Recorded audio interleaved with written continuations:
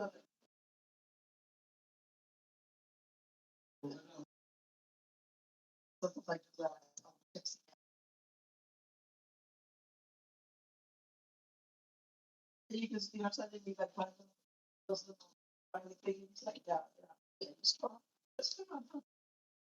right.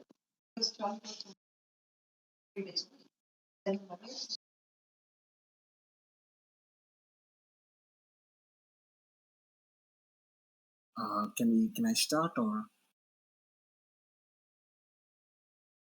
not muted? Okay. Hang on a sec. Just take it verify. time. Just give me the signal.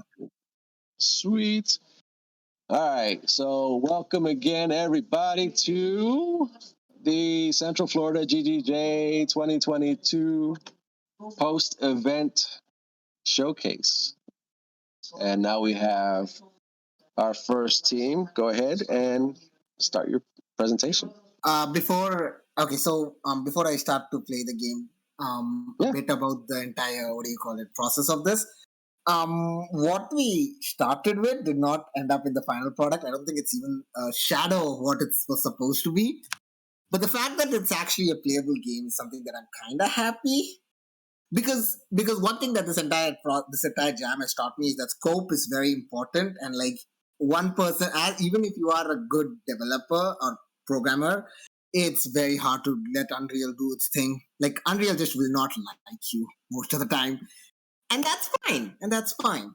So, anyways, Dino Run was a concept over duality in that if you control like two characters in an infinite runner, how will it look like? What kind of shenanigans that can you get into? So it's a very simple game. We didn't have time to implement music or anything, but it's essentially, and we're gonna play it. You use arrow keys on the first one. Oh god, I'm already bad at this game. You use arrow keys on the top one and use the WASD on the second one.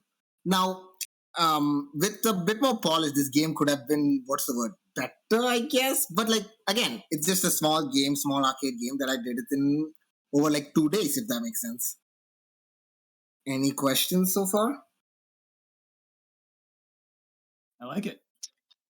Thank you.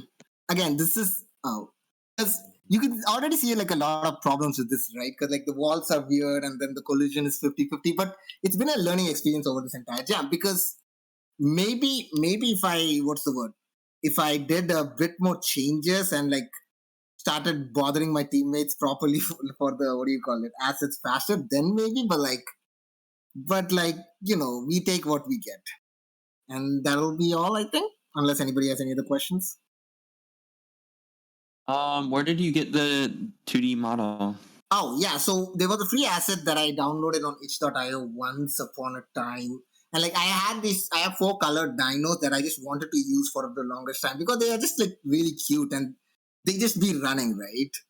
Yeah, and I wanted to put them in a game, so I just thought this game might end up working. So you found those before coming up with your idea? Yeah. I think I got these. In the sense, like these were the free asset that I already had because character art is hard to get. So I just plugged it in. Is that weird or? No, I like them. Thank you. Any other questions?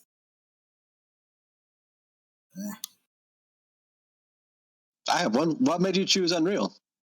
Oh, Unreal's because I'm starting out on game development. Like right now, I'm still in college, right? And like the only engine before that I used was Godot engine, which is as good as Godot engine is. It's like the industry uses Unreal Engine and Unity, so I had to choose between Unreal and Unity. I picked Unreal because it's more Godot, in which that blueprints are essentially the scenes in Godot. One thing that you can use for multiple things, if that makes sense. I think blueprints are the reason that I stuck with Unreal.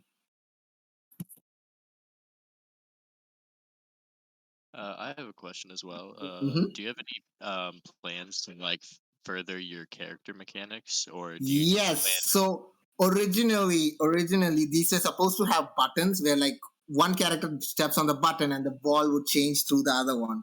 What ended up happening was that the pivot for the button asset turned out to be way farther.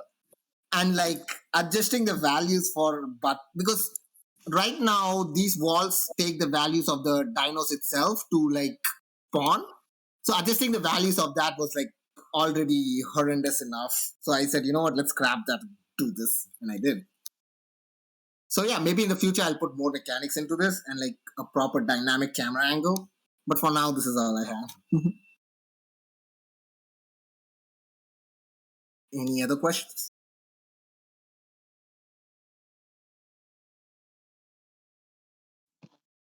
Yeah, only one.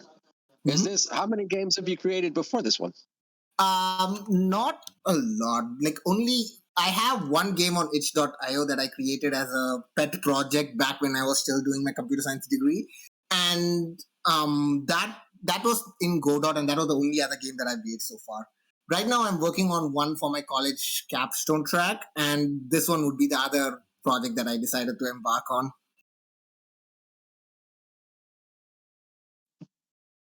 That's awesome, man. Yeah. Any other questions? Going once, twice. All right, so congratulations. Thank you. Thank you for letting me present. Yeah, it's awesome. I'm gonna stop my shake. There we go. Yep. All right, next up. Team GG, yeah? Yeah, Team G. If I could manage this window, it would be fantastic. But it's what it is. All right, let's go. What do you got? GG. Okay, so first things first, Codex, if you could open up the game. Okay, thank you. Okay, so good afternoon. We are Team GG. Our game is called Reflection. So, quick narrative of our game. Our game is since the theme was duality, we wanted to go with something more somber and more impactful for our game. So we based our narrative around a brother trying to be able to, or like a man trying to get over the loss of his brother and be able to forgive himself from the challenges that happened and the loss of his brother. And we were planning on a larger scale for the game. Unfortunately, our scope is too large. So to summarize the story, it's basically he lost his brother in a car accident. He blames himself for the car accident. And basically the game for now is just basically the beginning of the epilogue or the conclusion of our game. So if you could start the game, Codex. So we tried to incorporate 2D platforming elements and a 3D puzzle to like incorporate the duality for our game. It's a bit janky, but we for a lot of us this was like our first time getting involved in something like this. So if you could show the puzzle platform part, the 2D puzzle platform. So like I said, it's a 2D puzzle platformer, and we need the player to understand how to maneuver through the platforms here and realize when there is an issue missing and incorporate like their understanding of this and use the 3D element to push things into the world. Unfortunately, we only had an ample amount of time, so we used the what we call the reflective shard, which is what represents the involvement in the 3D aspect. I'm going to pass it over to our lead game designer, Something Epic, and he'll go over it in more detail.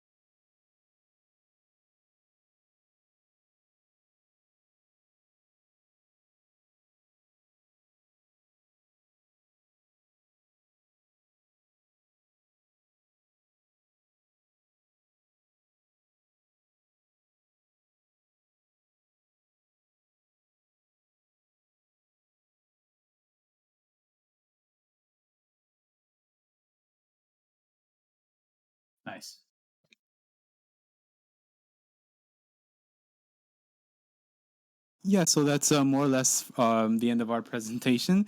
If anyone has any questions, we're open to answer any.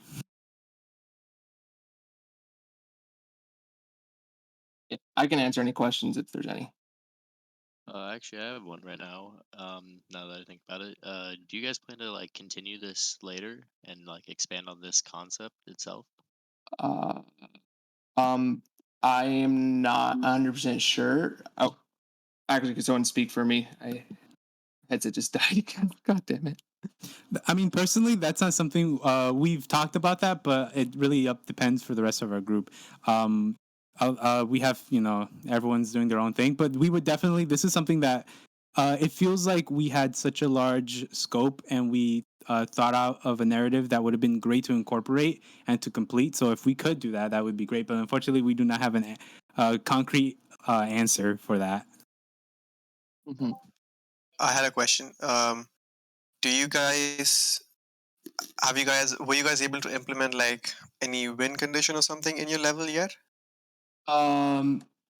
So two things. Yes, particularly for the level, there is supposed to be a trigger. That once Ashton, which is the dead brother, is supposed to arrive to the root.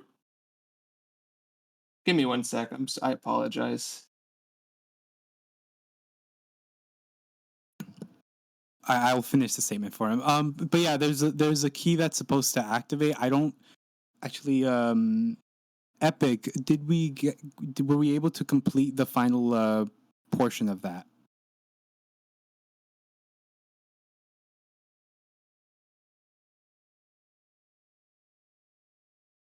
Mm.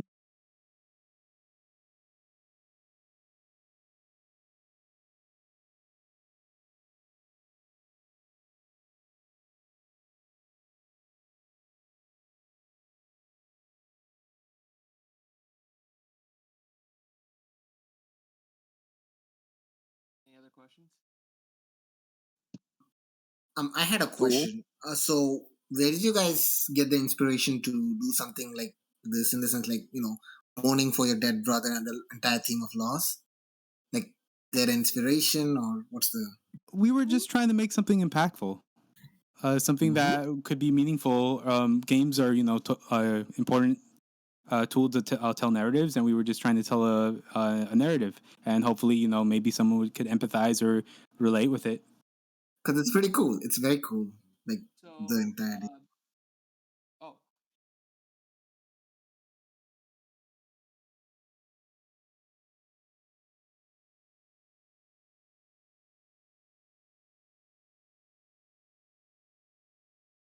That makes sense. That makes sense. That's pretty cool. Yeah, we want to. Oh, sorry, go on. No. Sorry, this was mainly your. Yeah, we want to pour into duality in every aspect of the game, from character to personality to just genuine gameplay, and push the aspect of two parts that may possibly reflect one whole at the end of the day. That's pretty cool. Pretty cool.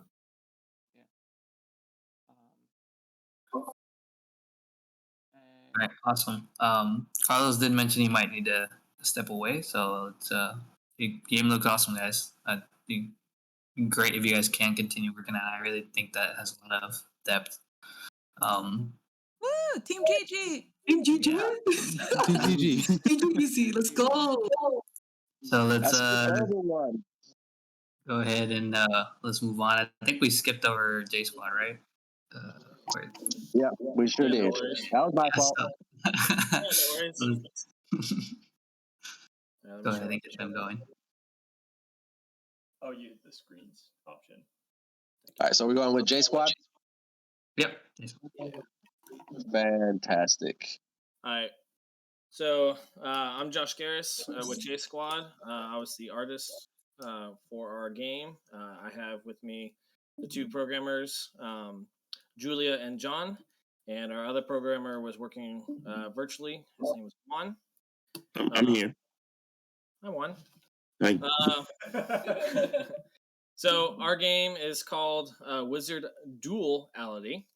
We're a fan of puns, and essentially the game is we wanted to try a multiplayer VR experience.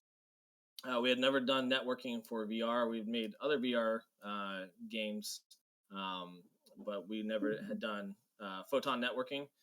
So that was our challenge this weekend, is to do that in 48 hours. And I think we accomplished it. So the idea is each player is a different wizard. We have a fire and ice wizard. And the idea is there's a power crystal in the middle of the arena that you have to hold on to. And it's very similar to Capture the Flag. You'll see that there are timers above the center pillar that fills up the longer the player holds onto the power crystal. And after an arbitrary time, I think it's about a minute and a half, whoever held it the longest wins. So I'm going to play these videos. I'm going to mute my mic just so there's not feedback from the audio coming on my side, and I'll be happy to take any questions afterwards.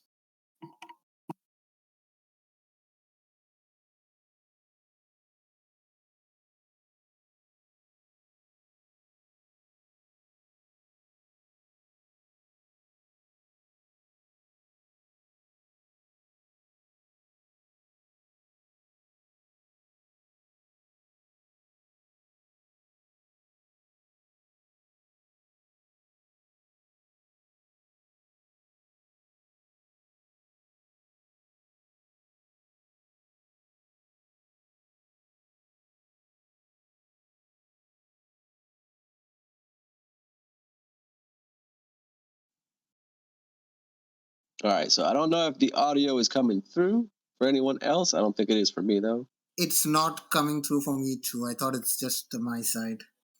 All right, cool. So if you guys want to talk about what we're seeing on the screen, that'd be cool, too. The gameplay looks awesome. Yeah, no worries. Yeah, sorry, I thought the audio would come through. But anyway, so what you're seeing is essentially there's two players down in the bottom left corner. So one person is fire and one person is ice. As you can kind of see on the top left screen, as they look over the center pillar, you'll see the timers, the red and the blue circles. As a player holds onto the gem, those fill up. And then once the spell circle is complete, the game ends and it'll announce the winner. So right now, fire is winning. So it was a lot of fun playing with just the different particles and just making a small little arena. Like I said, the biggest challenge was networking, and I'll actually let the oh no. Hi, so this is John from the J Squad. I'm sitting behind Josh in person here. So these two wizards shoot at each other, if that wasn't clear. One is shooting these ice balls, the other shooting these fireballs. And if you're holding the gem, you get hit. Basically, you get moved back to your spawn point, the gem gets dropped. So the other person who shot you obviously has an advantage because they can pick it up and grab it. We just ran into a little issue with the video player because we're doing it in some weird iPhone format. But anyway, yeah, so we did this networking in Photon. The game's built in Unity, and we're both running on Oculus Quests. So we had to learn a lot about how to run Photon, which is like pretty much the most popular free service for networking. And like learning to synchronize the transformations between objects on different clients, how to transfer quote unquote ownership of objects. So if I want to change something, that change is properly reflected in the other person. This is something completely new to all of us. So we're trying something new here. You can see when you first load into the game, can you pause it? You're loaded up. Each player is in this little box where they can't move out of, and you can see on the top of the screen it says waiting for player 2, floating in the middle. Both players will pretty much see that until the game recognizes, hey, we've got both people here, we're ready to roll, and then a countdown will start in the middle, and you can go ahead and play.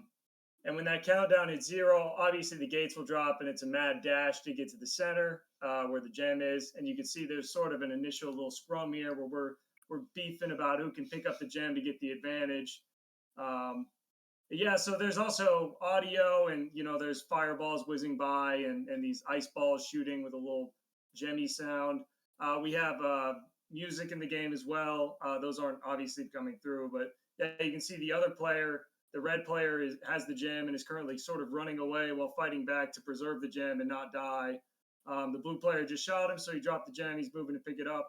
basically it's like you ever play paintball, be like a speedball course, or you play online shooter games. It's just like a 1v1 arena where your goal is to hold this gem as long as you can. So that's about it. I mean, I think if anyone has any questions, we'd be happy to answer them now. But pretty self-explanatory game, and it was a blast to build, and no pun intended. And it was just a lot of fun, and we enjoyed it. We've already been playing for probably a couple hours. Is this game played locally on one PC, or is this on like a network? This is on 2 different PCs. They don't have to be on the same network or anything, but they can connect. So, like, we have Juan, who is working remote, and we have us 3 who are working in the same position, and we were remote playing with him from like a built executable file and everything outside of Unity. So it does do full remote play, 1v1. Nice. Where did you say you guys got all the assets from? So the assets came from multiple places. A lot of them just came from free things on Unity, and then I would find a basic model, take it in, and I would clean it up a lot. Whether changing the texture to match more of what we have, etc. Juan was the character artist. He took apart the wizard model that we found, and so we could use it. And then he made this nice little staff here and the crystal. The arena, I built the arena, so this center pillar area, and like I said, and the force fields, and like I said, just cleaned up a lot of the textures and did the lighting and such. So made different runes. You'll notice around the arena, the 4 corners of the arena have the 4 different elements: fire, wind, water, and earth. And that's it's represented throughout the game with the torches. You'll also see there's other summoning circles on the ground for the other 2 elemental wizards, but they're obviously not in the game at the time. We got 4 people on this team. No way in hell we're going to be able to, play test 4 things at once. Y'all know how it is. So the character, I got it from Mixamo, Adobe Mixamo. His name is Ape. You might know him. I took him apart and separated the hands and in Blender and shared the texture and created a hat for him and a robe as well. Question: you guys use the Quest. How hard is it to code for VR? How hard is it to code for VR, guys? It's not that bad. There's a lot of YouTube tutorials and stuff. The hardest part for us was really the networking, because it kind of broke apart the way we usually do our characters in VR. So that was a little different. Like, we had to put a VR origin in the scene, and then we had to have our character be completely separated and have a little bit of code that was in between that was like, oh, if you're the current player, then in this case, use the VR origin data to move the 3D model, which is a little different than usual. Usually it just kind of, I hate to say it just kind of works, but it usually just kind of works. But in this case, we had to add that layer of code that we usually don't have. In general, sorry, I'll let you go. If you're a Unity developer, the tool that you need to get to know is the VR Toolkit. The VR Toolkit, if you install that package, and it helps you quite a bit. It builds a lot for you. There's very little coding, just components that you attach to your different limbs and head and arms and stuff like that. And when it comes to VR development, that's a must for if you're a Unity developer. Yeah, Unity does a lot, and Oculus in particular. Those 2 companies do a good job of giving you the tools you need to get started without a lot of initial learning. If you start doing other stuff, like trying in Unreal, it's personally a lot harder, I thought. But yeah, it's pretty easy actually. So what's the future? Like, are you guys gonna try and work on this for future, or what's the plan there? I think it's done. It was an exercise to work on networking for us. We'd like to do similar concepts in the future, maybe, but this particular version is probably dead. Yeah, and I But think as far as game jams go, I feel like this is probably one of our games that had the most definitive start and end. So we feel like it's done, it's completed, and we think. Yeah, we take those. Yeah. mhm. But we might be working on future projects together. Hint, hint. That's awesome news, guys. Good work. Good work. I mean, getting a game up in a game jam, much less a networked one with limited experience, like that's impressive. Thank you very much. Man, wow, that's good. All right, so next up, who we got? C-Shade unfortunately had to deal with a pending milestone, so they won't be presenting Discover Darkness. You guys are up. Okay, that's awesome. All right, give us a sec here.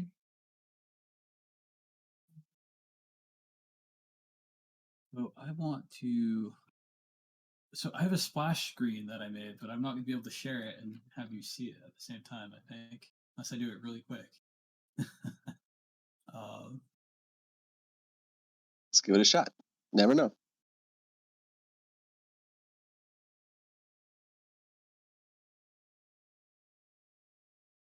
I think that's it.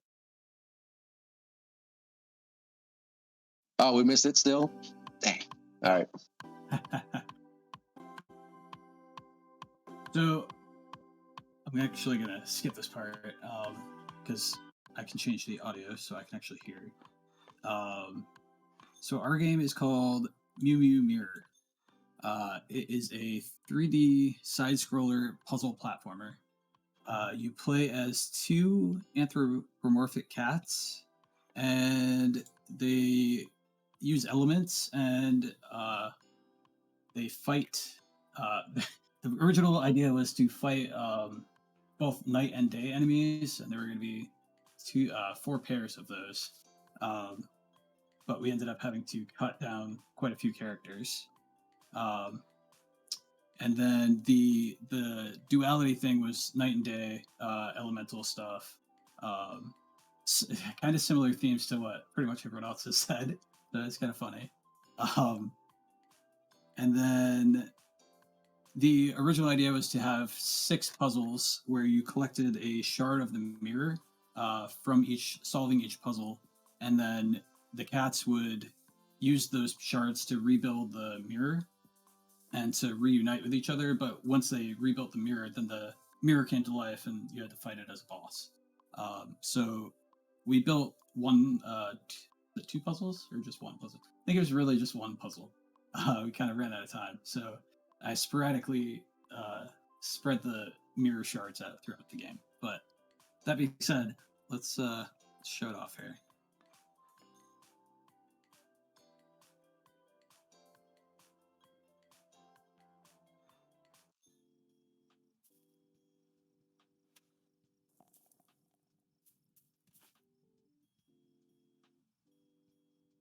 So the idea is that you pick an element and you have to use, so if you come across an enemy with the opposite element, you have to pick that opposite, right? So and you do extra damage that way. So this is a water enemy, so you use a lightning attack and you can actually hit their projectiles.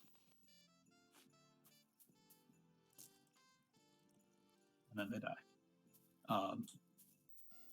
So there's a mirror shard.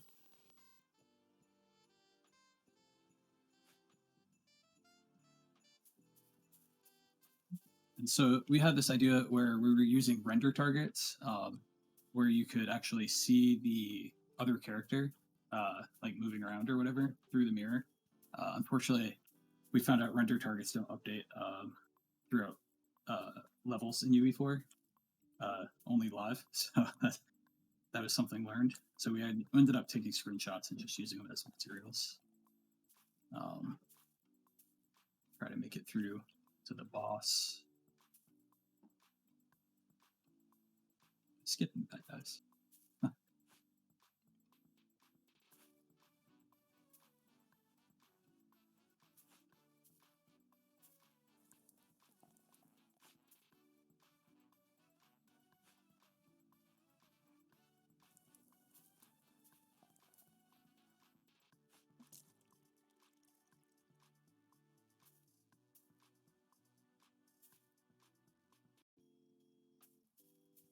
that lowered the drawer bridge for her. That was one of the puzzles.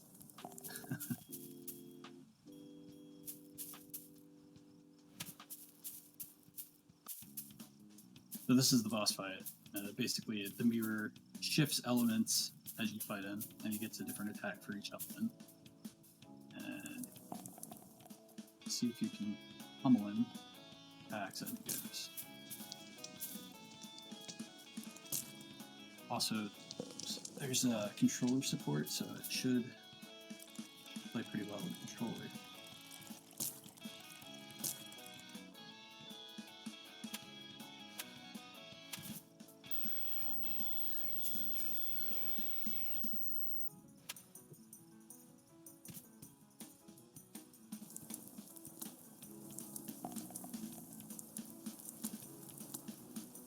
It is a bit tricky.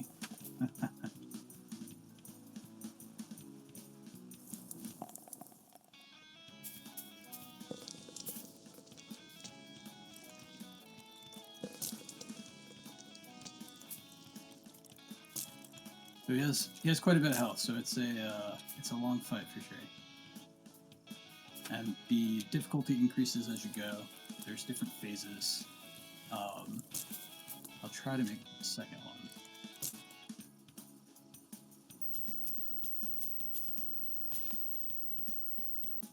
Definitely needs some balancing, I think, but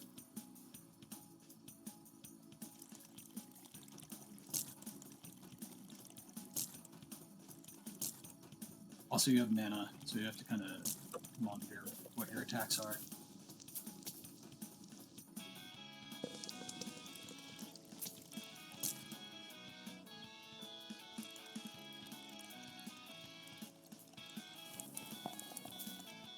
So when you phase, he like teleports you up, and then he comes up to kill you.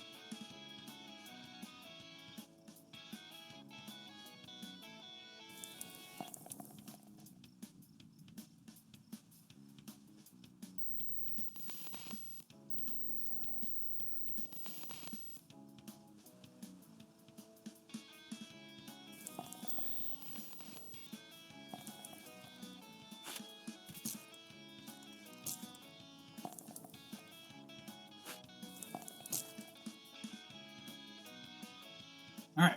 Well, I won't spoil the rest. We also have this cool de-stressor, so you can just sit here and click toe beans. You know, if you like cats, it's a good thing to do. But yeah. So if anyone has any questions.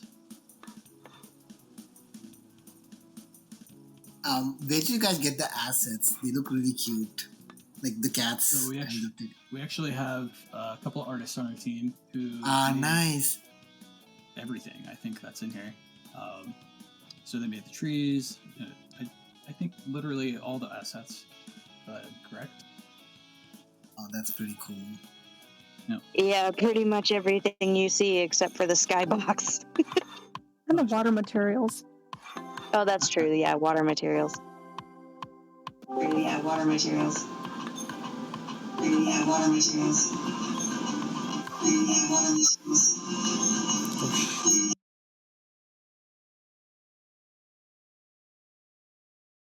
And questions. I'll just stop streaming. any plans moving forward? Like, will you guys continue this game or?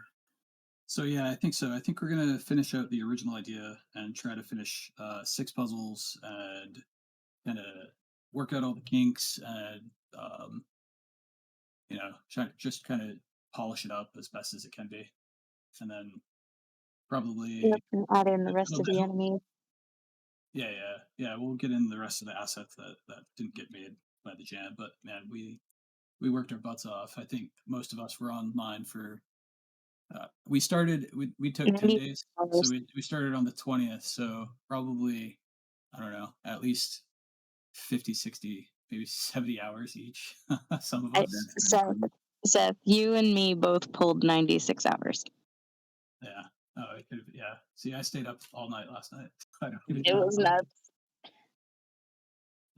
Did you guys have audio? Yeah, did it not share? No. It shared on my side. think. Yeah, I had same to with turn it me. down. I Right? heard it for a bit. Okay, cool. Yeah. So we have a sound designer on our team, and then Faroukis stepped up and jumped in when we lost our composer. So thank you, Faroukis, for knocking out some cool jams for us. That was pretty cool. Thank you. I don't really have a question. I just really wanted to say I really loved like the 3D shooting on the 2D side scroller. Like, right? I was trying to, when you guys were describing, or whoever it was describing the actual game itself. Like, I heard 3D platformer side scroller, and I'm like, huh.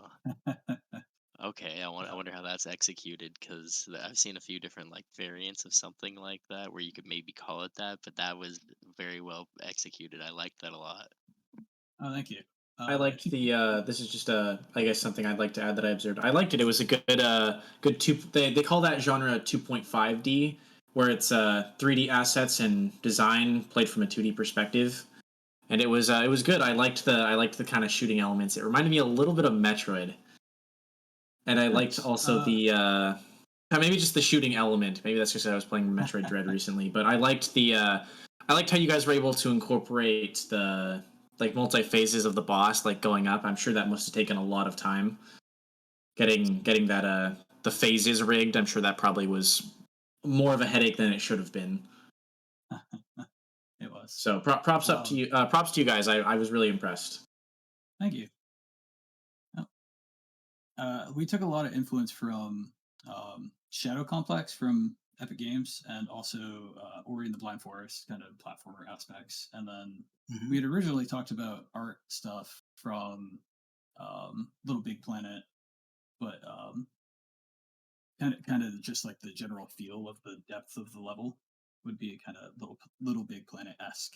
So those are kind of the influences for it.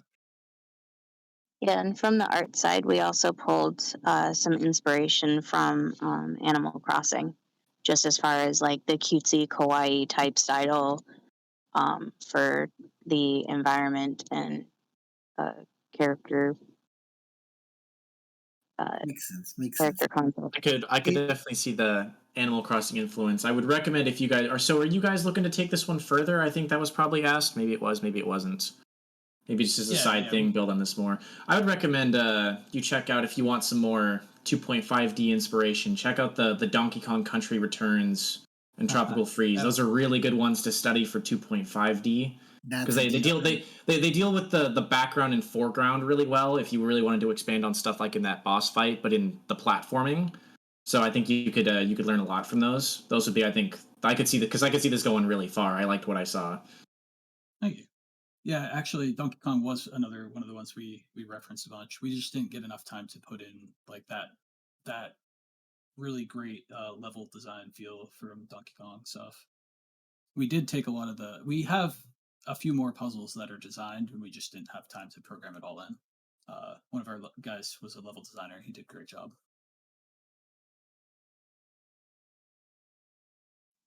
But yeah. All right. No more questions? Once, twice. So, congratulations. Good job, guys. Thank you. It's crazy to think you guys went 10 days in the jam and pulled that many hours, and you still have stuff that you didn't get in. Like, I know. it's impressive. Might have overscoped. Our team was pretty big too, including myself. It was 9 people. So it's kind of crazy. No, man. It looks good. Like, I would definitely earmark this one as continue to finish out at least the set that you guys already had designed, for sure. Absolutely. Yep. All right, next up we have Elevux. I hope that's how it's pronounced, because that's how I pronounced it. Yeah, you got it. Sweet. Hello. All right, whenever you're ready. Go ahead, share. Okay, let's see. All right, so I have this running in the web browser, so I'm not sure if the audio will come through. So unmute it. It's loud on my end. I don't know if you guys can hear it, but this is Mage Kingdom Freezer Burn. We had a lot of trouble thinking of the name, but we like to play on words with Freezer Burn. So this game is deployed onto a WebGL build, and it's running inside of a React application. So we connected it to the PlayFab API so we can keep player scores. All right, hit play. You get an instruction screen. So and apparently the game audio is not coming through, but go ahead. Okay, I'm just gonna mute it on my end so I can hear better then. All right, so it's a 3D third-person kind of arcade shooter. You have two types of enemies, and you have two types of magic. So you have fire magic, and you have ice magic that you can shoot. You have to hit the enemies with opposing magic while also keeping your balance meter there in the middle, kind of in the center. If you go too far to one side or the other, then the character is going to die. So we have the enemies here. If you hit them with fire, there's some status effects that gets applied to them, like they'll do a damage over time, kind of burn effect. Same thing for the fire enemies. If you hit them with ice, they'll get frozen. If you hit them with the same time element, they'll get stronger. They'll recover health and they'll grow up to a certain point. And so you just have to use your abilities to defeat all the enemies here. We keep track of points as the player goes through and kills the enemies. If you get hit, there's a multiplier that gets reset in the background. So yeah, this is pretty much the game. I'll show what happens if you use too much ice. Like if you're trying to defeat them, bam. So the character kind of just dies. And then you get to end screen. So we weren't able to get as much of the UI integrated as we wanted. But a lot of it is functioning. Like this score gets passed to an API, gets tracked. When you restart, just refresh it here. It should pull some data and give you your high score. So we were going to show the high score back to the user when they entered again. I think it shows, but I'm not sure. Might get some data here. Yeah, so there's the high score from the last round. But yeah, here's our game. You guys have any questions? Hey, this is John from the J Squad. First of all, I love the freezer burn pun. Yeah, dude, we had like the same idea. Like, I don't know if this is where the mind naturally goes when you see wizard and duality, but like fire and ice wizards and everything. Like, we saw your thing on Itch.io, I think like last night when we were like already working for a while, and we are like, what in the world? But anyway, okay. It's awesome. I love y'all's art and everything too. Like, it's really cool. Thank you. Yeah, the assets these are all pre-made assets except for the wizard. We wanted one actual asset that we created for the game. So we have this wizard that we stole an avatar from another model and took all the animations from, but still. I really like the wizard asset too. Like he's so, what do you call it, Black Mage from Final Fantasy. But yeah, I was about to say, like this gives me a lot of Black Mage vibes. We were going for that, yeah. And we had a material, another material, a 3D artist created another material for when you switch magic too. So his cloak was supposed to turn blue whenever you switch. So yeah, there's a couple of things that we kind of, didn't hit all of our goals. We didn't scope out, too well, but still, I think that I'm really proud of the end result and everything that came out of it. And I definitely learned a lot from this project. So yeah. What are plans going forward, by the way? I would like to take this further, probably my own time, and just develop this out more. Maybe different spells, different assets, different particle effects, things like that, and just try to polish it a lot further, and then get all of the data integrations actually showing on the UI side. Pretty cool. That's pretty cool. Have you thought about making it if I were to like ask genre wise, it's kind of like 3D action adventure type thing. Have you thought about making it like a full, like maybe a story mode or something? Or this seems like this. It kind of reminds me the way you attack. It reminds me. I don't know if you've played the Psychonauts games. Maybe something like that. So like kind of how you it was kind of the run and gun 3D platforming action like that, or kind of like Ratchet and Clank. Right. So I think my suggestion, if you didn't have that kind of direction in mind, where it'd be like a single player story game platformer hybrid, maybe that'd be a point of direction, maybe as some inspiration. I'd say. It's funny you say that because towards the end we actually talked about for the sequel, because the story in this is you have two disciples, one ice disciple, one fire disciple, and they are fighting to take over your staff. So they send monsters to the village. So the sequel was maybe you become a mage disciple in the future, and you go through a story mode of some sort. But yeah, we thought about that actually, and that's something that I would definitely be interested in doing. That sounds like fun. It kind of I get maybe you could do this one kind of like Psychonauts, where you're just you're the rookie stuck in camp. Right. I'm sure there's a lot of fun ways you could take it. I really like the balancing act. It was really cool. I was impressed. I like the animation. It's kind of like everyone saying VV from Final Fantasy. I think 4 or 5. That was just a funny. I love, and the the death animation was great. I loved that. Just plop on your back. That was great. Good job. Thank you. Cool. I only have one question for you guys. What made you go with the web deployment? That's something we do at our company, actually. So I brought this up with my company, and we do interactive experiences, but based on the web to make it a little more accessible for everyone. That way you don't have to, download an application and install it and all that. You can just jump right in. So we wanted to do something kind of in our stack. So this helped me kind of learn more about integrating Unity into a web application, the communication between both, and things like that.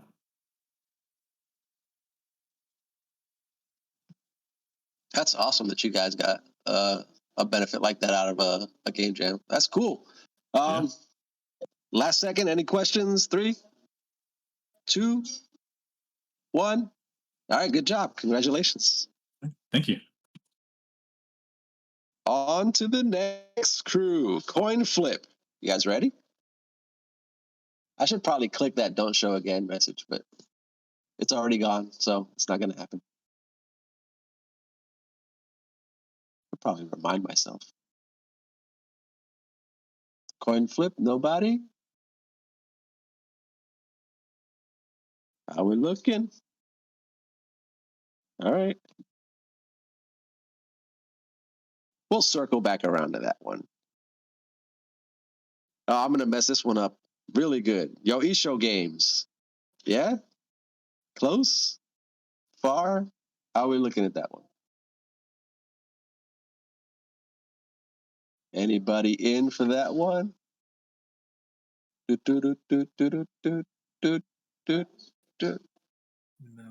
Again, come back to that one. So, Dominator Games. You're up. Oh, we're on a cold streak. I see. This isn't looking good for the home team. Interactive nonsense. You guys ready? Yes, no, maybe so. Well, I am Rob here with Interactive Nonsense, and I think Mike Penn is here in the chat with us. But if he's not, we can get him in here really quickly. For sure, go ahead. Let me give him a text. I'm here. Yeah. We're on. I was watching the stream, so I was a little behind. Oh, that's awesome. I'm glad you were there. All right, so whenever you're ready, go ahead. All right, cool. Let me share the screen. So we tested the audio. Audio is pretty important to ours, so hopefully this will work. So go ahead, give it a shot. All right, so our game is called Tofu the T-Rex. We got 3 folks on our team: Rob, who you just heard trying to find me, Irene, and myself. I'll go over what we did once you've seen the game, I guess. So this is a rhythm game. Actually, we've got a whole description down here on the itch page. So Tofu the T-Rex is a rhythm game about a dinosaur who wants 2 very different things. Tofu wants to switch to a plant-based diet to be a vegan role model for his little dancing baby cousins. Unfortunately, Tofu is a large carnivorous T-Rex whose instincts tell him to eat all the fresh meat he sees. There is hope. A new vegan restaurant is opening nearby. All he has to do is make it to the restaurant without giving in to his carnivorous cravings. When he feels his willpower failing, he'll have nearby flora to nibble. giving him more strength to resist his meaty desires. So let's take a look at it. All right, how's that audio? Sounds pretty good on here. I hear it. We can hear it. So we got a tutorial here.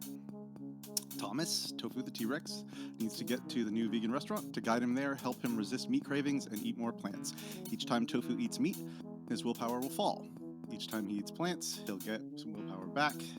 So the WASD symbols are what you use to avoid eating the meat. If you press the right one, he'll avoid it. And the arrows are what you use to snack on a plant. So let's have it go. It's about a 90-second run, so I'll just be quiet and let it go.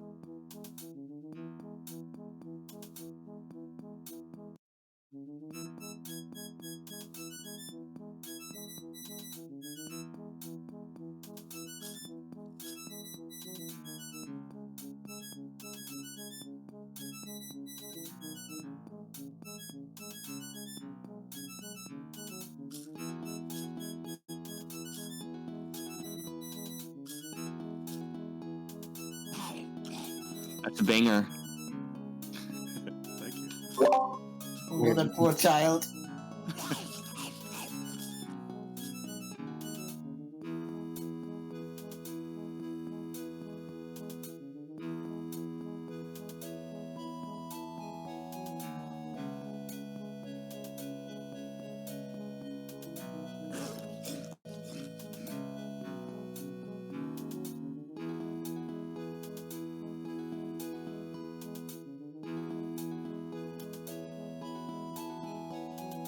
He's not related to those baby dinosaurs, is he? Yeah, Most they are most his definitely. cousins.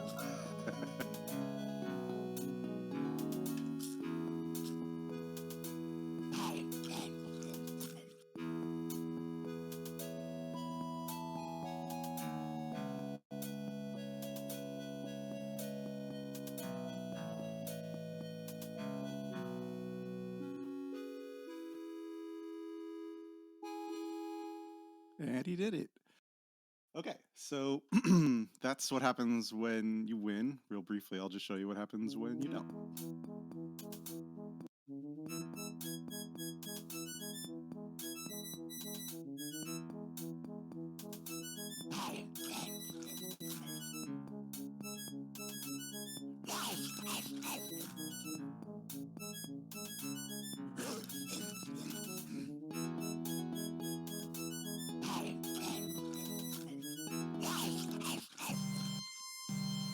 Oh no!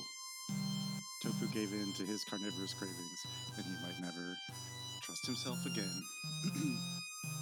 So yeah, I think the duality concept here is pretty obvious.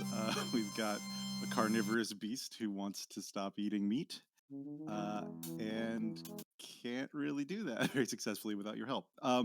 So yeah, so in the game we had basically just the three of us working on it. I was the designer and developer. I built it in Unity. More on that in a moment.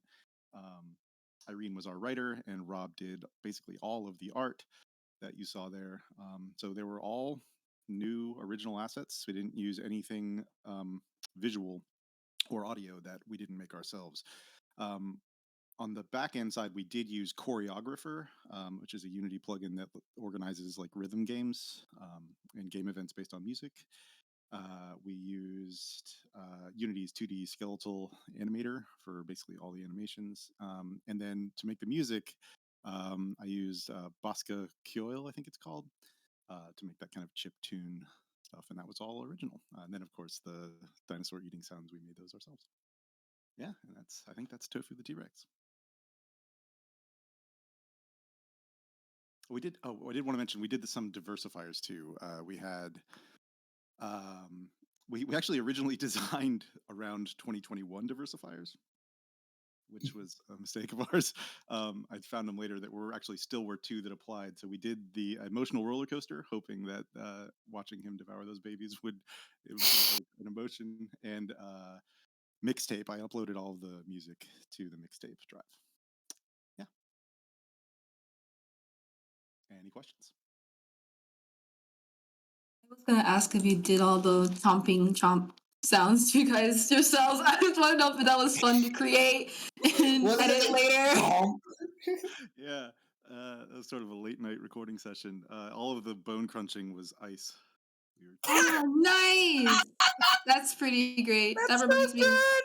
There was I think there's a behind the scenes of a Mortal Kombat audio session like on YouTube, and they use like peppers and bananas and all different means of developing audio. So it's really cool that you guys brought elements like that in. We were actually discussing that video like a few days ago. Yeah. Oh heck yeah!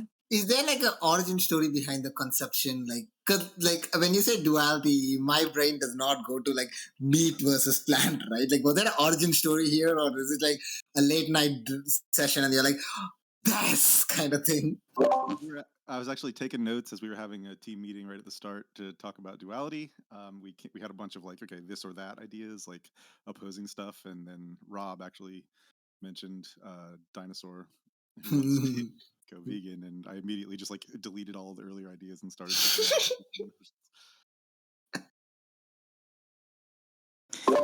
Yeah, a lot of our brainstorm sessions kind of go in a sort of bizarre cycle, kind of bouncing ideas off of one another, and then one kind of sticks, and it's usually the weirdest one we could come up with. So this one, we felt dinosaurs was a little bit tame, wanted to spice it up.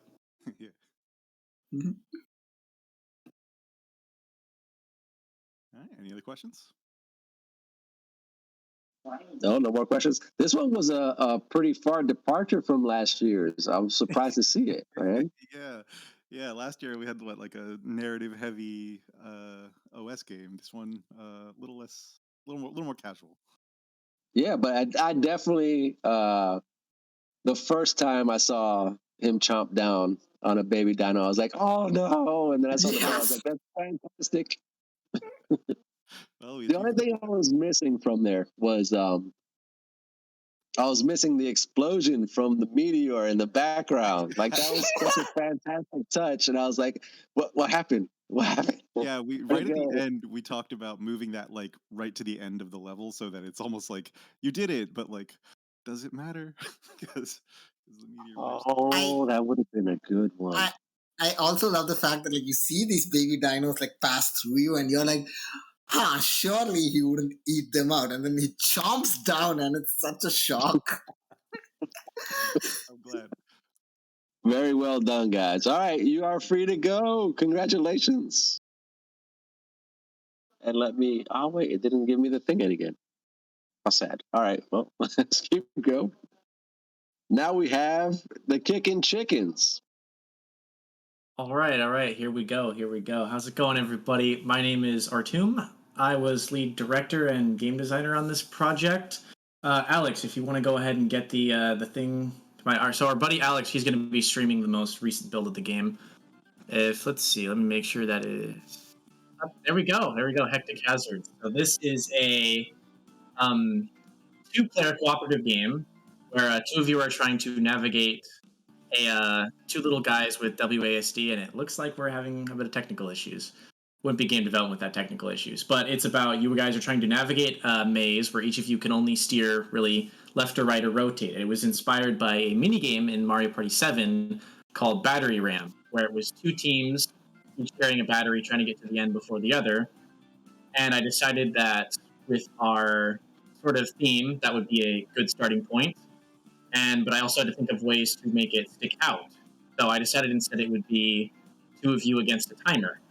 And then also having more elaborate mazes, along with just talking with everybody about what we wanted to do. And I was also inspired by recently that there had been a lot of games like It Takes Two coming out. I'm also very inspired by a lot of just Nintendo and Japanese games. So, and that's the idea of simple concepts that can be taken, a very simple blueprint, because I knew we had just a week only to make things. So it was like, okay, what could we make that was what simple idea could we take really far within that short amount of time? And that's how a lot of good Nintendo games are made. Like I said, I pull a lot from them, where it was just one or 2 core ideas, but we could stretch this out across multiple levels or multiple gimmicks, but with just a simple control scheme. You only need the arrow keys, WASD and the arrow keys to play. And I also wanted to make something that, they added that. I didn't recognize that moved back and forth. That's right. One of our programmers added that. But I even tested this out with my dad and sister. I had them play a prototype together, and they had a lot of fun. So to me, it passed the test of it's something that anybody can play. And it was, I guess, it was a combination of a lot of things. And it was, I did the level design myself. I actually drew it out like they did back in the 80s with the original Mario on graph paper. That's how I drew it out first to figure out. So I didn't just go start placing all the blocks. We built the game in Unity. I used the Pro Build tool to get the just to get the mazes and everything outlined right. Collision, that's another story. But I guess I can pass it over to our good friend Riley here. He was our programmer with a lot of the menu functions, as well as he can talk with John about the special features this has. It has fully functional online multiplayer with its own servers. If I'm correct on all that, why don't one of you guys take it away? How about you, Riley? You start off with the menu. All right, so I mostly worked on the menus, and I had to work with John a lot because he was doing the networking and the server stuff. So I kind of had to like make everything sync up together, so that way the game would function. And that's probably one of the trickiest parts of my end was you just got to make everything work because you're talking between different people working on the game. So I also worked with Alex a lot. With like the player movement, and so I mean I don't really have a whole lot to talk about because it's just coding stuff that you guys probably don't want to hear about. So if John or Alex would like to talk, they may. If I may, I would like to talk about the online because this is my pride and joy related to this project because I was able to hack together a custom online server for this game. It is written purely in C because I'm crazy, and it is running off of my own server hardware. While this is not currently a demonstration of the online, it is working fully, and I am extremely proud of that because I didn't use any other add-ons. I hacked it together myself. Anyway, I guess Alex on the movement. So the movement is very simple. Each player controls one of the little hazmat suit person, and they have to take the plutonium through the maze. So it is a little bit messy, but one is controlled by WASD and the other one's controlled by the arrow keys.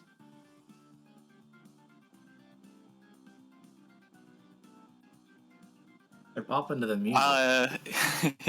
Yeah, I was gonna say. Another thing we forgot to mention is so almost everything we made on our own. We made the models, and that was Chance. If you'd like to talk about that.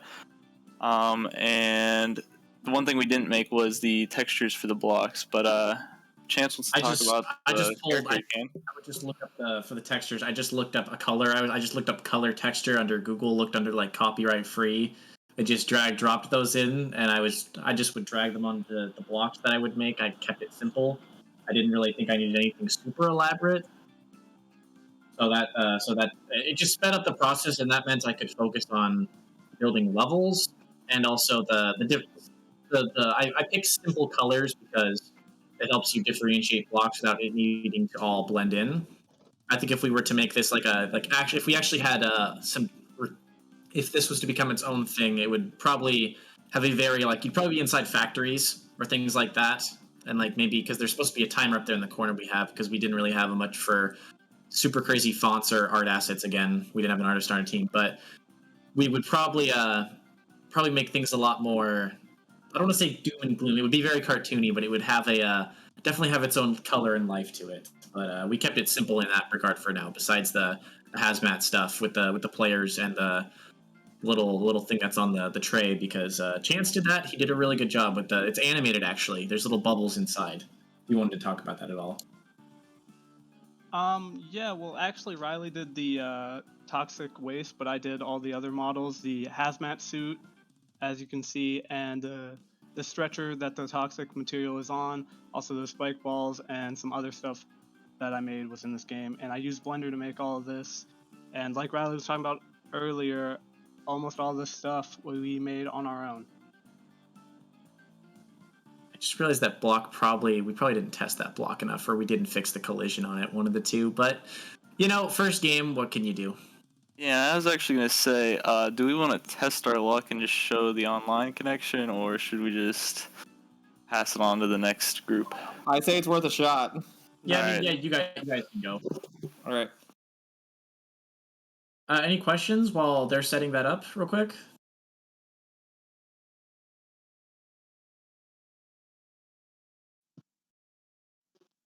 So I have one if nobody else wants to start. What made you choose a homebrew solution for your networking over a plugin?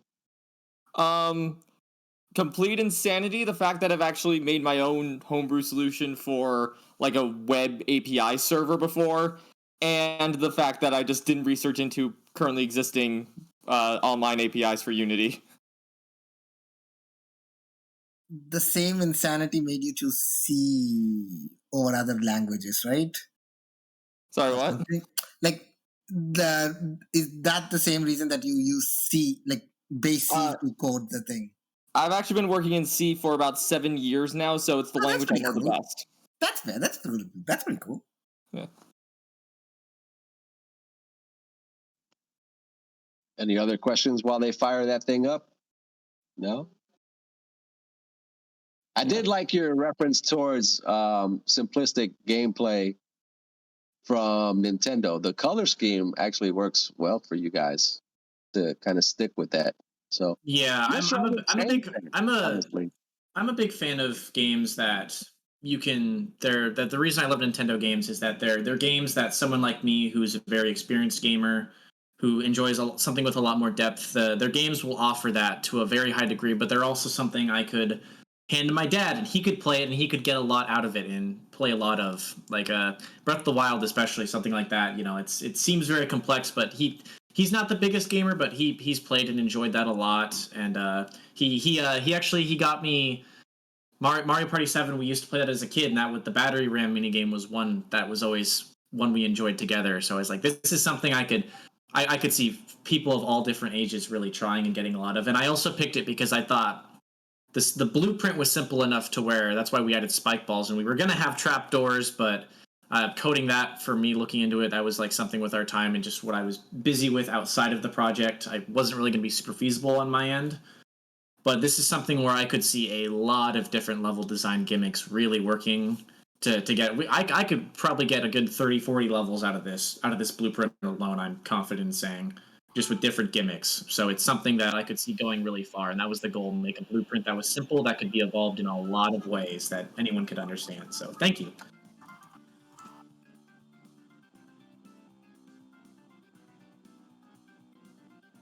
Yeah, it's really well done. Yes, I would like to apologize for the online technical difficulties. No worries. We can try the online later on our own time. One last little thing. The custom server code does allow for multiple games to run off of one server. That is all. That was actually going to be my next question. Yeah. Yeah. That was early on. So Tuesday night I got a basic server working, and then the next day I spent an hour and a half getting the game setup working. Yeah. And it's definitely a game I know Riley has been very adamant. This is something we'd also like to continue on the side. Maybe because without a time limit or really having to keep in mind that we only have so much we can do, or a certain theme to stick to, we can really take the concept farther. Because hey, if we work on this on the side, find some more artists to work on. If anyone's interested, maybe working on this on the side, you get to keep anything you make for your portfolio. I think it'd do good, because like I said, I feel like we could get a lot out of this and make a small little indie game or something, and maybe put that out there for super cheap or something, and a lot of people can get a lot out of it. Because especially since it seems to be a little hit or miss how much people are going out and about a little simple online game like this to play with your friends or family far away. I think a lot of people would really, I think there needs to be a lot more of those these days, especially after something like It Takes Two proves there's a huge market for these like work together co-op things instead of just shoot each other in arenas online games. I think there's still a strong market for this kind of game. So that was another reason I was really proud of it. Your game reminds me a lot of Moving Out, and the game is really fun.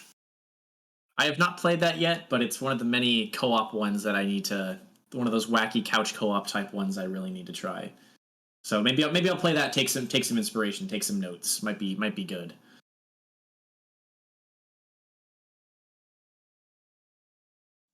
All right. That probably wraps us up. All right. Last chance. No more questions. 3, 2, 1. All right. Good work. Moving on. Critical oversight. You guys ready?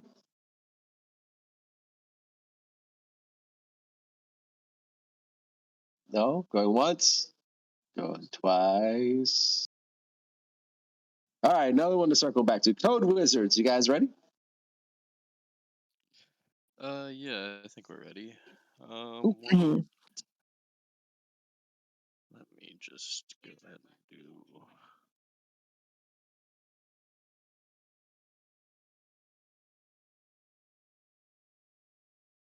You guys have made some fantastic games so far. Thank you. One moment. Cool. All right, so this is our game. Lux, are you in here? He's in, but he's not. He's muted. Okay. Is that you, Dominic? Yeah, that's me. Would you like to tell a little bit about the story first? Yeah, so I wanted to make the story about duality, so first off we started with past and future. So the story is basically about these creatures that attack to steal these relics. And throughout the game you play as a character named Sim, set in the future, and a character named Simurg, who's his ancestor from the past.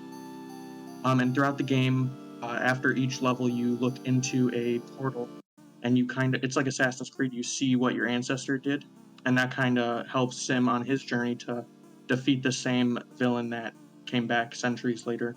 And that's basically the basis of the story.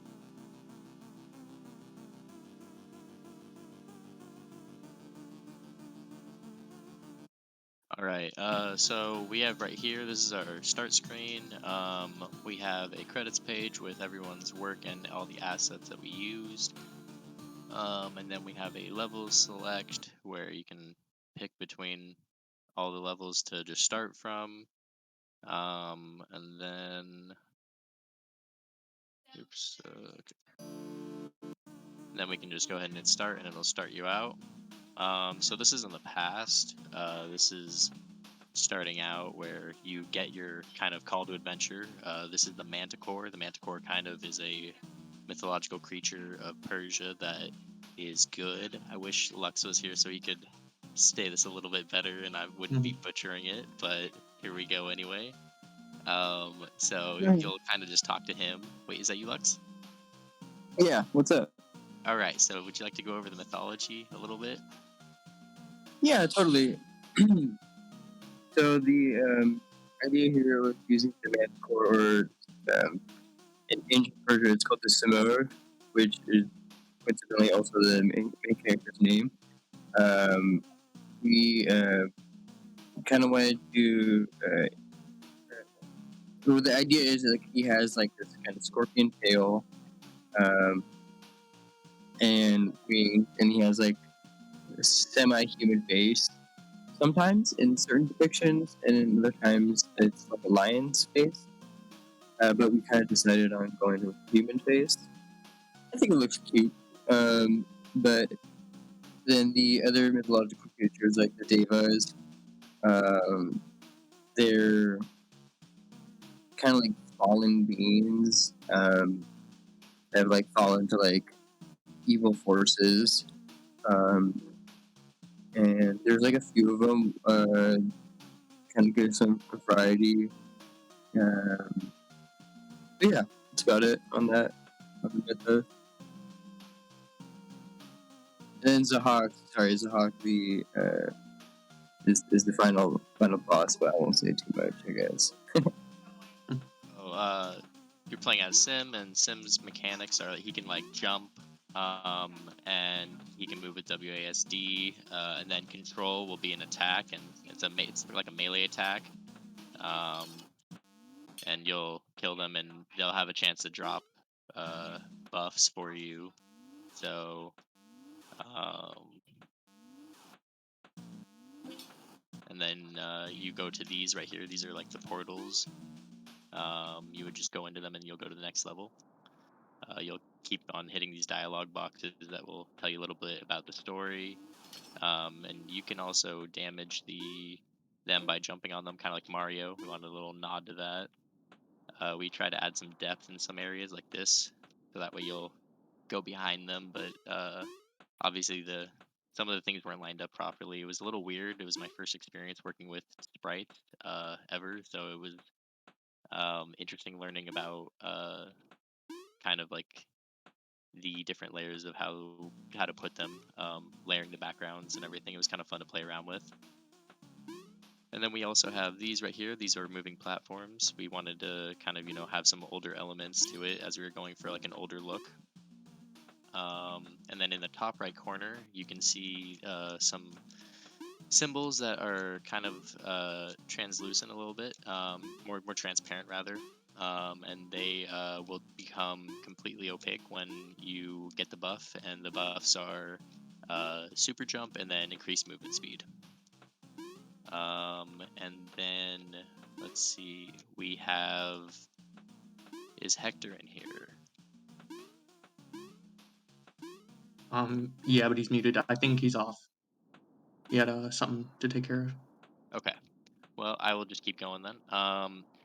Hector did the platforms and the drops. I was gonna see if he could talk a little bit more about them, but we also have the AI out here, which is it basically it does a raycast, and then it has a collision box. The raycast detects if the player is in front or not, and then once you get into the collision box, it will activate the attack. So that way it has a little bit of verification. And then we have down here some spikes that, like, when you fall onto, you'll get reset on. And it's dynamic, so it'll work from level to level. And we are almost through the first area. This is the past also, all throughout here. We've got one more area to go through from the past. There's 9 levels in each. And let me see. Does the past have the ground pound? No, it does not. Okay, so that'll come for the future section. And then, so here's the first boss. So this is kind of where we kind of scratched the surface of the duality a little bit. We are in the past currently, and then after this boss, we will go into the future. So this is the first fight. This is one of the evil gods, I think. Lux Yeah, this is Zahak that Lux mentioned earlier. Yeah, so this is him in particular. And then you're just supposed to, read the mechanics, learn like when you need to jump from the fireball. Since he's a boss, you can't just jump on his head. We thought that would be a little easy. And here now we're in the future. In the future, you meet the future Manticore, which is a little bit different than the past, of course, and you can see the art style is just like a little bit darker. In the future, we aim for like a cyberpunk theme, so that's kind of like the polarity that we had from ancient Persia to futuristic Persia. In here, in the future, you actually are able to double jump, and you have projectiles on your attack. You also have another type of attack, which is called a ground pound, which is where like you fast fall down, and when you hit the ground, you'll send out some waves that will crash into the first target they see, and then you can shoot out projectiles like that. And then this is the speed buff. You can see in the top right corner that it went opaque, and then you can just keep going up here. So your goal is just to keep, finding those teleports and the portals, and once you get to the portals, you keep going.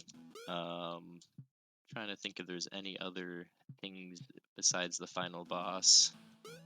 We had everything in here has been kind of handmade, minus like the environment and background assets. And that being said, we did kind of modify some of the environment assets because we just kind of need them to fit our needs. And then we have the Yeah, I can. Go ahead. Oh, sorry. I could talk about that a little bit if you Please want. Yeah. So the all the assets you see in the game were handcrafted using basically like very minimal sized tile sets of the assets, and then I basically like built them like this in the past. You'll see a lot of like structures with the columns and with the roof over them and stuff, with the bubble roof. So we created like a futuristic transparent bubble roof for this one, as well as the buildings themselves, like the complexes, stacks of assets to create a giant tower. As well as this little one you see here is a bubble roof with 2 pillars. So pretty much everything. So that moving platform is its own asset, but that was already created by an artist we put in the credits. But like the teleport mirror or portal was that was actually I did like fully the art on all that, and as well as I did all the art and animations for the characters. So it is basically using like a pixel studio to create like frame by frames, and it was like kind of quite a challenge, like using it for the first time and learning how to like do sprite sheets and sequences and getting the over transparent PNGs over to the files to create flipbooks and whatnot. So it was a really interesting and fun process working with Brian and Hector in doing that. Yes. I would also like to mention that all the sounds you're hearing, the music, the sound effects, was all original, created by Lil Tree in the chat. He was our sound engineer. He did a great job. I just wanted to put that in there.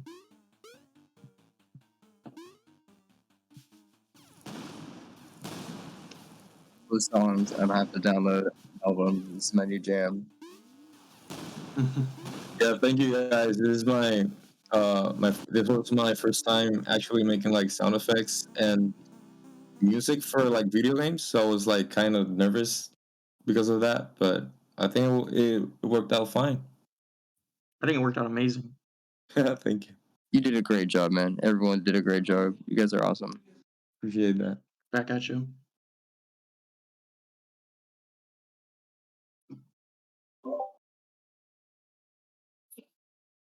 So yeah. Yeah, I think you guys did really good. You got like a lot of content, like surprisingly, like seeing through like the levels. I don't know if like have you guys had experience working together, or is it just like this was a whole new process for all of us? First time yet? Yeah, so I've never worked with pixel art before, so this was like fun to kind of figure out and experiment with. I had fun learning about flip books and tile sets. We did this in Unreal, which I thoroughly enjoy.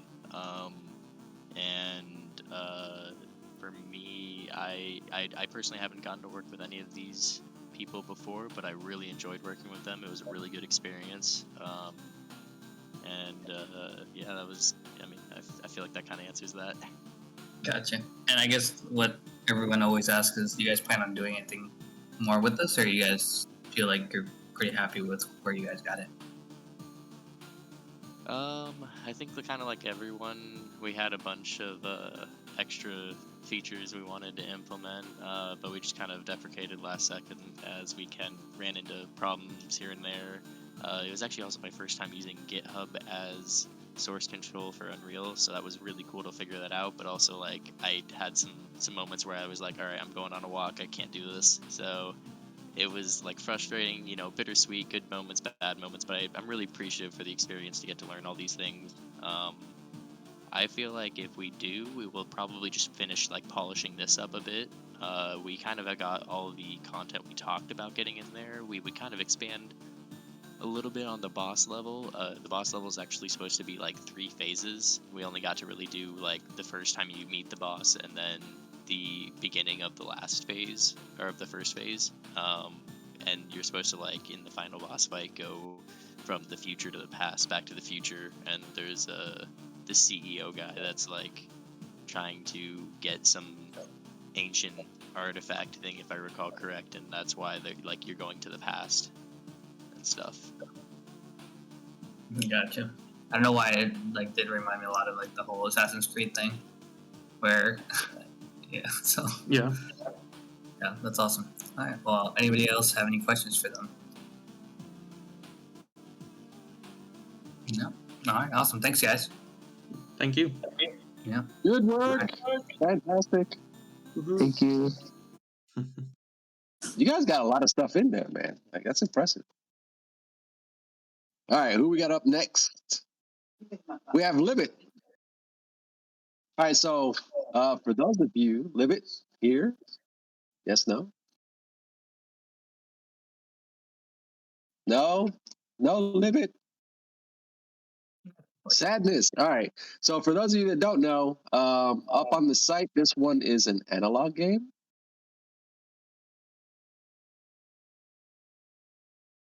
Did I miss? No? Did I miss? Oh, it would have been great to have them on. All right, well, here's what it is. But yeah, this one's an analog game, so go over there, grab it, play it with some friends. Then we have Organization 13. Yes, no, maybe so. We got a rep for Organization 13. Have you checked Castle Oblivion? 2. What happened?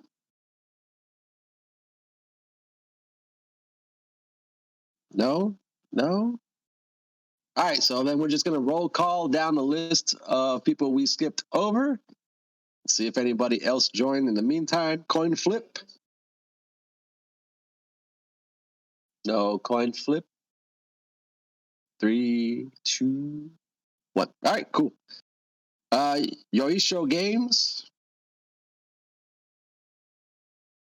Again, 3, 2, 1. Dominator Games. Anybody? Anybody? Good. Critical Oversight. All right. Well, looks like that's all our presenters for today. Congratulations to everybody for making it through however long you decided to jam this year. The games came out really well. Remember that there's going to be plenty of features that get abandoned along the way. The idea that you come up with in the beginning might not be the thing that's created at the end, but that's game development, right? The idea is that you guys get together, do things that you enjoy together, making games, go through the process, learn a little bit, right? Flex your skills. And then at the end, you have what you have, right? That game is something that did not exist when you started, right? It's new to the world. So celebrate it. It's a fantastic thing that you guys did. We look forward to playing a few of your games later on once the event closes out. For that, there was a rush at the end for everybody to get their game up, starting at 3 o'clock to get it in before the 5 o'clock timer. That does not mean you guys need to stop working on your game if you still want to finish off some of the things, right? The idea is that you guys are satisfied with what you created. So if you want to continue to create and finish off some of the features, fix some of the bugs, more power to you. Please do. And then when you get to the point where you're happy with your build, you can also upload that as well, right? But as far as the official event, the builds that you guys uploaded are the ones that we're going to use for the voting in the different categories that we're going to do. So if you guys haven't seen it before, we're going to open up a poll for everybody to vote on. Ideally, you've downloaded the games and played them, or at least remember them from the presentation. And there's going to be a variety of categories that you guys can vote on, from gameplay, diversifiers, audio, art. So please take the time and do that. That's one of the things that I thoroughly enjoyed last year, was everybody getting excited about their game being well received by their peers, right? So that's a fantastic thing that you get an opportunity to do. This server that we had, just so you know, and I'm going to pause it here from the stream so that way, those of you that are watching, we're just doing some cleanup at the end of the event. So we're going to stop the stream here and then just do the cleanup in our Discord. But thank you guys for tuning in on Twitch, if you guys tuned in there. And the recording will be up there so that way you can scrub through and see your favorite games. Obviously, go to the Game Jam site and download them from there. But thanks for watching.